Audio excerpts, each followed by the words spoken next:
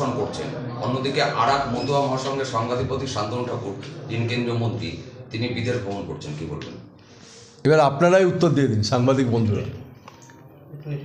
একদিকে যখন মতুয়া ভাইরা তাদের চোখ দিয়ে জল পড়ছে, মমতা ঠাকুর যখন অনশনে রয়েছেন, তিনি হসপিটালে ভর্তি হচ্ছেন, আমাদের এখানে অনেক মতুয়া ভাই, মতুয়া ভক্ত, দলপতি, সাধু, পাগল, গোসাইরা তারা অসুস্থ হয়ে গেছেন এই অনশন করতে গিয়ে, আর একজন লন্ডনে রয়েছেন।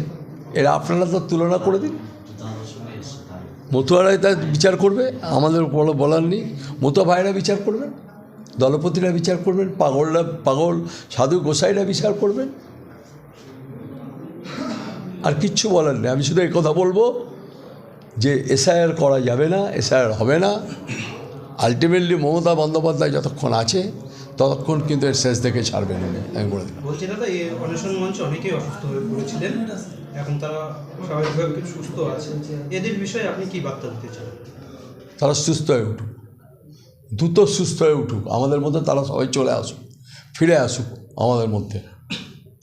একজনই যেন মারা গেছেন, প্রায় 35 জন মারা গেছেন এসআইআর, সারা বাংলা জুড়ে বলছি মারা গেছে, আতঙ্কে মারা গেছে। কেন মারা যাবে? কেন মারা যাবে? ভোটার লিস্টে কেন আপনি নাম বাদ দেবেন? আপনাকে কে অধিকার দিয়েছে ভোটার লিস্টে নাম বাদ দেওয়া? ভারতবর্ষের সংবিধান তৈরি হয়েছিল এই জন্য তৈরি হয়েছিল, ধর্মনিরপেক্ষ দেশ, এটা মনে রাখতে হবে। এখানে সবাই থাকতে পারে এই ভারতবর্ষে, হিন্দু, মুসলমান, শিখ, জৈন, পার্সি, খ্রিস্টান সবাই থাকতে পারে, সবার বাসস্থান এটা মনে রাখতে হবে। এই জিনিস করা যায় না।